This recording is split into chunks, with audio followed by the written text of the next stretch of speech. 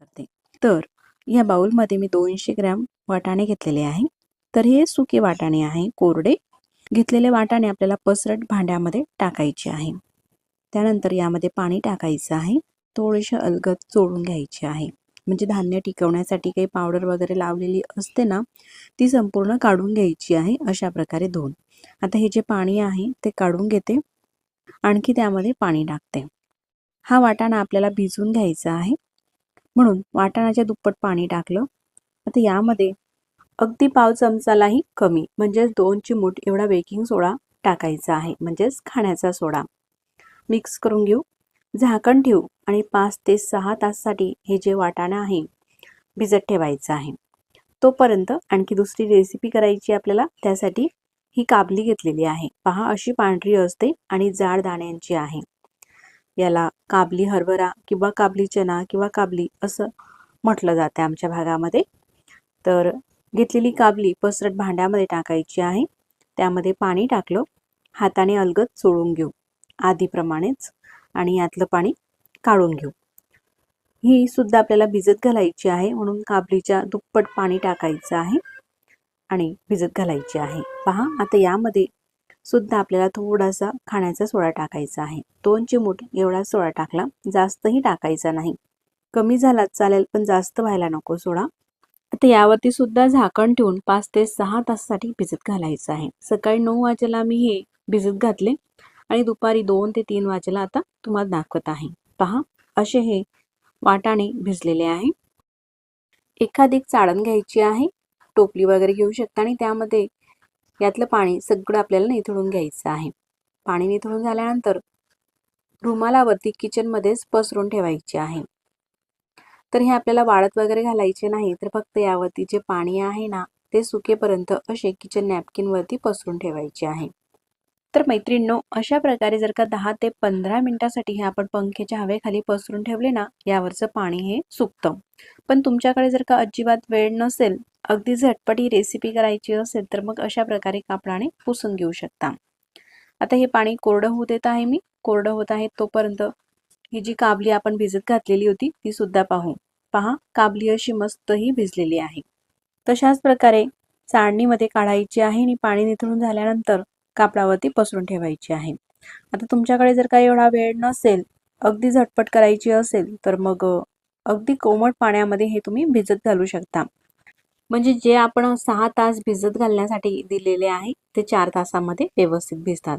पण व्यवस्थित भिजलेले आहे का हे आधी एखादी दाणा तोंडामध्ये टाकून पहा. अजिबात कडक असायला नको आतमध्ये, पूर्णपणे व्यवस्थित असे हे दाणे भिजायला हवे. पहा, असे पसरून ठेवलेले होते. 15 मिनिटांमध्येच हे पाणी पूर्ण असं हे सुकलं गेलेलं आहे. अजिबात यावरती पाणी नाही. हे ओले आहे, पण यावरती पाणी असायला नको. असे झाल्यानंतर ताटामध्ये काढून घेऊ. त्यासोबतच काबली सुद्धा आपण पसरून ठेवलेली होती. यावरचं पाणी सुद्धा मी तुम्हाला दाखवते. असं पूर्ण पाणी हे सुकलेलं आहे. अजिबात यावरती पाण्याचा थेंब किंवा पाणी दिसत नाही. पूर्णपणे असं सुकल्यानंतरच हे ताटामध्ये काढून घेऊ. साधारण 15 मिनिटांमध्ये असं व्यवस्थित हे पाणी सुकलं जातं. आता पहा, मी तुम्हाला पुन्हा दाखवते. यावरती अजिबात पाणी असायला नको, कारण कुठलीही रेसिपी आपण करत असताना बारीक सारीक ज्या टिप्स असतात ना त्या फॉलो केल्या तरच आपली जी रेसिपी आहे ती अगदी परफेक्ट होत असते. आता पुढच्या कृतीकडे वळूया. तर तेल सुद्धा तापायला ठेवलेलं होतं आणि अशा झाऱ्यामध्ये घ्यायची आहे आणि त्यानंतर तेलामध्ये सोडायचे आहे. पहा, वाटाणा असा हा तेलामध्ये टाकलेला आहे. खूप अशा कडकडीत तेलामध्ये सुद्धा हे वाटाणे आपल्याला सोडायचे नाही. म्हणजे तेलाचा धूर वगैरे आपल्याला निघू द्यायचा नाही. इतपत तेल गरम नसावं. जसं आपण रेग्युलर पुरी वगैरे तळण्यासाठी तेल वापरतो ना, तशा प्रकारच्या तेलामध्ये हे वाटाणे तळायचे आहे. वाटाणे हे तळत असताना फुटू शकता, म्हणून त्यावरती अशा प्रकारे झाकण ठेवायचं आहे. पहा, साधारण 1 ते 1.5 मिनिटासाठी झाकण ठेवून घेतलं. त्यानंतर झाकण काढून घेतलेलं आहे. सुरुवातीला जसं आपण हे वाटाणे तेलामध्ये सोडले, खूप असे बुडबुडे निघत होते आणि जसे हे तळून होतात बुडबुडे हे कमी होतात.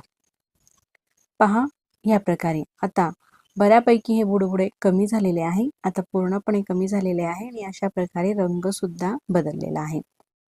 अशा प्रकारे तळून झाल्यानंतर झाऱ्यामध्ये सगळं तेल हे निथळून घ्यायचं आहे आणि त्यानंतर तुम्ही पाहू शकता मस्त असे कुरकुरीत हे वाटाणे तळून झालेले आहे.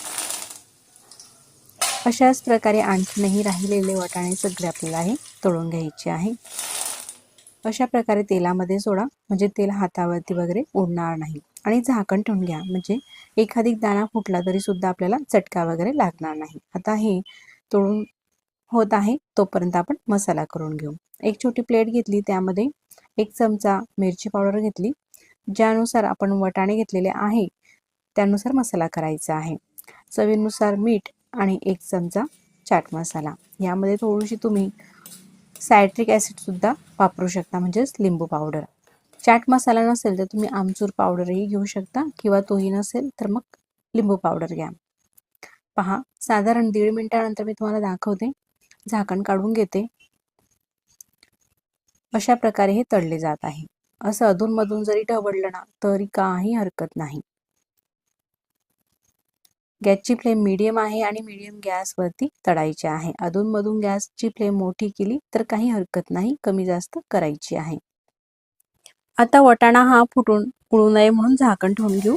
साधारण 1 ते 1.5 मिनिटासाठी झाकण ठेवून घ्यायचं आहे. तोपर्यंत आपण किचनची कामं सुद्धा करू शकता. सतत ढवळायचीही काही गरज नाही. पहा, झाकण काढून घेतलं. पूर्णपणे हे जे बुळबुळे निघत होते ते कमी झालेले आहे, म्हणजे आपले जे वाटाणे आहे ते बऱ्यापैकी छान असे तळून झालेले आहे. पहा, असे तळून झाल्यानंतर बुडबुडे सुद्धा कमी होतात आणि वाटाण्याचा रंग सुद्धा बदलतो. असे झाल्यानंतरच मग काढायची आहे. आणि तिसरी पद्धत, एखादी दाणा तोंडात टाकून पाहायचा, मस्त कुरकुरीत झाला तर मग काढू शकता. नाही जर का असं ओळखता येत असेल तर. पहा, छान असे कुरकुरीत झालेले आहे. संपूर्ण तेल हे निथळून काढून घेते. काढताना अशा प्रकारे एखादी चाळणीचा वापर करा, म्हणजे जे तेल असते एक्स्ट्राचं ते निघेल, किंवा टिश्यू पेपर सुद्धा वापरू शकता. सगळे हे वाटाणे तळून झालेले आहे ह्या प्रकारे. आता आपण जो मसाला केलेला आहे तो मसाला आपल्या चवीनुसार यावरती टाकायचा आहे. लहान मुलं असतील तर अगदी कमीच टाका, किंवा फक्त मीठ जरी टाकून दिलं ना त्यांना, मीठ आणि चाट मसाला, तरी सुद्धा चवीला हे छान लागतात. आणि आपण जर का मोठे मंडळी असाल तर मग मिरची पावडर आपण हा बनवलेला मसाला टाका. खूप छान चटपटीत आणि चविष्ट हा नाश्ता होत असतो. पहा, आपण मार्केटमधून जसे हे वाटाणे विकत आणतो त्यांना भरपूर रंग लावलेला असतो, असे हिरवेगार दिसत असतात, पण तो रंग असतो शरीरासाठी कुठेतरी तो हानिकारक असतो. अशा प्रकारे अतिशय सोप्या पद्धतीने आणि झटपट आपण घरीच मुलांना बनवून द्या, किंवा प्रवासामध्ये आपण जात असाल तर सोबत घेऊन सुद्धा जाऊ शकतो. तशाच प्रकारे हे काबली हरभरे जे आहे ते सुद्धा आपल्याला तळून घ्यायचे आहे. तर वाटाणे ज्या पद्धतीने आपण तळलेले आहे त्याच पद्धतीने हे सुद्धा काबली हरभरे आपल्याला तळायचे आहे. झाकण ठेवून घेतलं 1 ते 2 मिनिटासाठी. त्यानंतर पूर्णपणे बुडबुडे कमी झाल्यानंतर असे मस्त कुरकुरीत झाल्यावर तेलाच्या आतून काढायचे आहे. अशा प्रकारे चाळणीत काढा, किंवा टिश्यू पेपरवरती काढा. पण स्त्री म्हटली का ही काटकसरीची असते. अशा प्रकारे जर का आपण चाळणीमध्ये काढलं, यामधलं तेल खाली ताटामध्ये निथळते. हे तेल आपल्याला चपातीला वगैरे लावायला पुन्हा वापरता येते, म्हणून मी चाळणीमध्ये काढते. आणि अशाच प्रकारे राहिलेले सगळी ही काबली तळून घ्यायची आहे. झाकण ठेवून घेते. गॅसची फ्लेम मीडियम आहे. तळलं जात आहे तोपर्यंत जो आपण मसाला करून ठेवलेला आहे ना, तो मसाला यावरती टाकायचा आहे. मिरची पावडर वगैरे हे असं गरम असतानाच त्यावरती हा मसाला टाकल्यामुळे मिरची पावडर छान व्यवस्थित भाजली जाते आणि चवीला छान लागते. म्हणून थोडंसं गरम असतानाच लगेचच टाका. मिक्स करून घेऊ. पहा, अशाच प्रकारे राहिलेली काबली सुद्धा तळून घेतलेली आहे. मस्त कुरकुरीत अशी झालेली आहे. रंगही बदलतो आणि एखादी दाणा टाकून पाहायचं तोंडामध्ये, मस्त कुरकुरीत लागल्यानंतरच तेलाच्या बाहेर काढायची आहे. पहा, अशी झालेली आहे. यावरती मसालाही टाकला. एक दाणा चावूनही दाखवते. पहा, किती कुरकुरीत आवाज येत आहे. मस्त, ज्यांना दात आहे त्या सगळ्यांना आवडणारी अशी मस्त चविष्ट ही रेसिपी आहे. तुम्ही नक्कीच करून पहा. एकदा बनवून ठेवलेली रेसिपी आपल्याला महिनाभरासाठी अशा प्रकारे साठवून ठेवता येते, म्हणजे कुरकुरीत राहील. पण एवढे दिवस ही रेसिपी बनवलेली राहत नाही. बनवली का लगेचच संपते, एवढी मात्र माझी खात्री आहे. घरातील सगळ्यांनाच आवडणारी अशी मस्त कुरकुरीत आणि चटपटीत ही रेसिपी तुम्ही सुद्धा नक्कीच करून पहा. वाटाणे सुद्धा आपल्याला अशा प्रकारे हवाबंद डब्यामध्ये साठवून ठेवायचे आहे. मार्केटपेक्षाही खूप पटीने चांगल्या क्वालिटीने आणि चविष्ट आपण ही रेसिपी अगदी कमी खर्चामध्ये घरच्या घरी करू शकतो. अशा प्रकारे साठवून आपण प्रवासामध्ये सुद्धा नेऊ शकता किंवा घरामध्ये सुद्धा साठवून ठेवा, म्हणजे मुलांना किंवा आपल्याला जेव्हाही खावीशी वाटली तेव्हा आपण घेऊन खाऊ शकतो. तुम्ही सुद्धा नक्कीच करून पहा. ही रेसिपी खरंच खूप चवीला छान लागते आणि बनवायला तर अतिशय सोपी आहे. फक्त सांगितलेल्या काही टिप्स आहे त्यानुसार तुम्ही ही रेसिपी करा, अगदी परफेक्ट अशी होईल. यामध्ये अजिबात रंग नाही म्हणून असा रंग दिसत आहे. बाहेरची अतिशय हिरवेगार वाटाणे दिसत असतात. तर मंडळी, बाहेरचं खाणं सोडा आणि घरीच बनवा अशा मस्त रेसिपी. आता हे खारेदाणी करण्यासाठी आपल्याला शेंगदाणे कुठले घ्यायचे ते बघूया. मार्केटमध्ये अशा 2 प्रकारचे हे शेंगदाणे येत असतात. तर हे लांबट शेंगदाणे असतात आणि हे गोलाकारातील शेंगदाणे असतात. हे लांबट थोडेसे रंगाने डार्क असतात आणि यामध्ये तेलाचं प्रमाण हे थोडं जास्त असतं.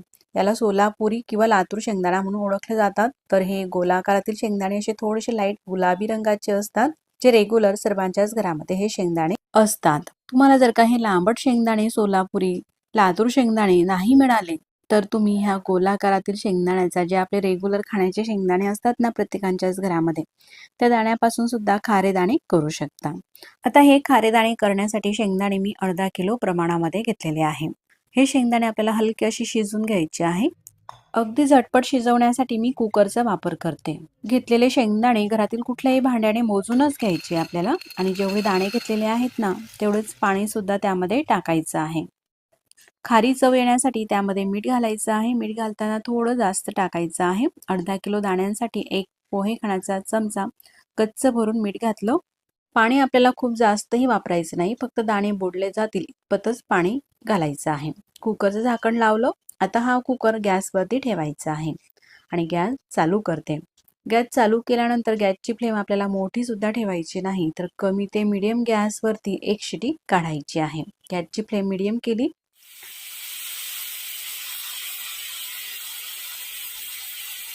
एक शिटी ही निघालेली आहे. त्यानंतर यामध्ये असलेली वाफ सुद्धा आपल्याला पूर्णपणे ही काढून घ्यायची आहे. म्हणजे दाणे आपल्याला खूप असे जास्त सुद्धा शिजवायचे नाही.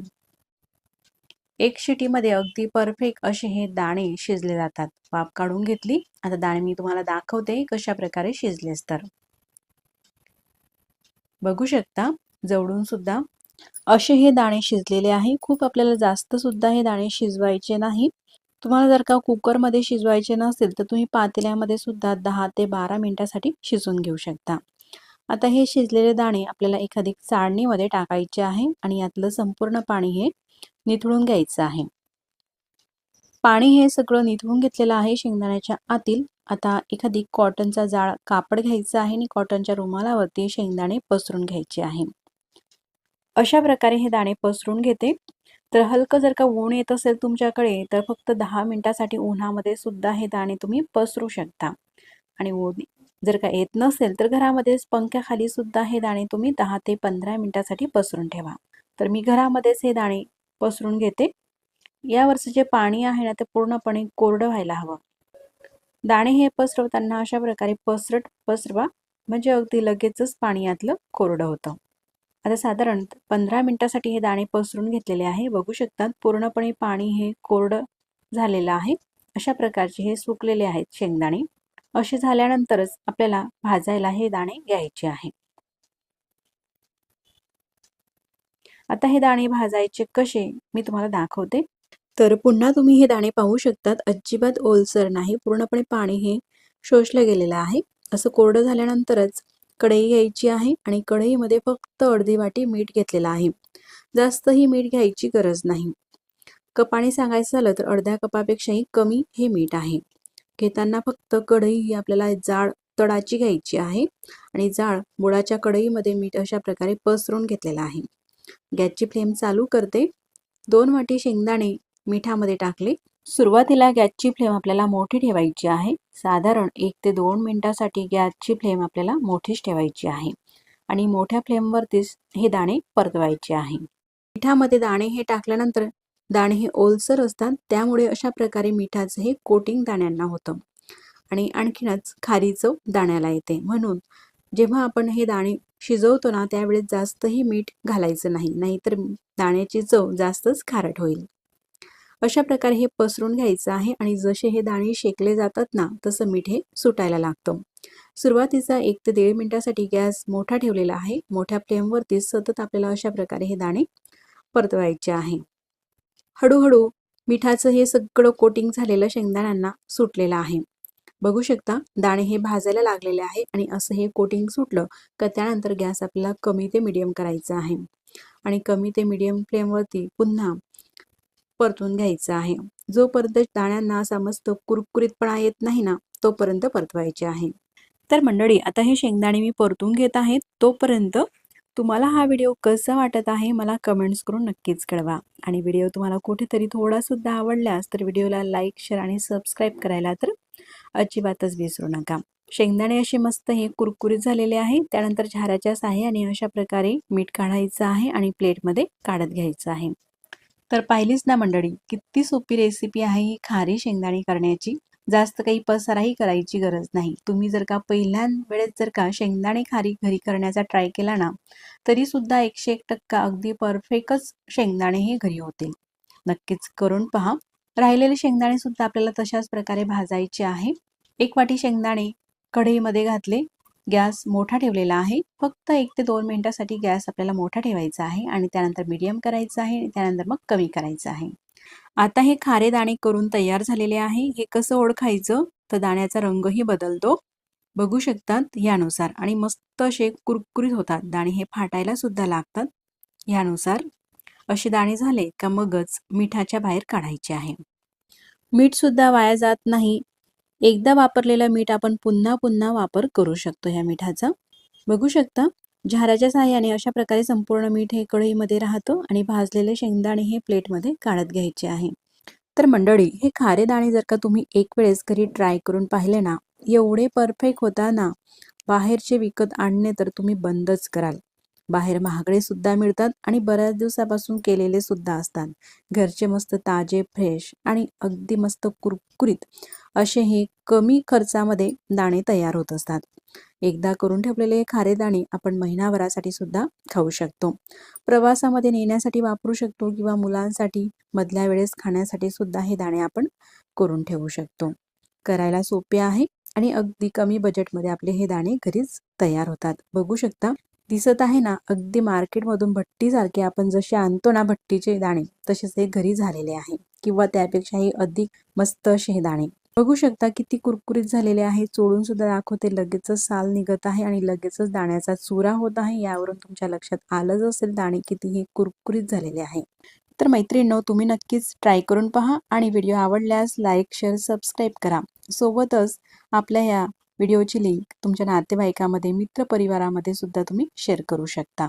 मग पुन्हा भेटू नवीन छानशा अशाच रेसिपी सोबत.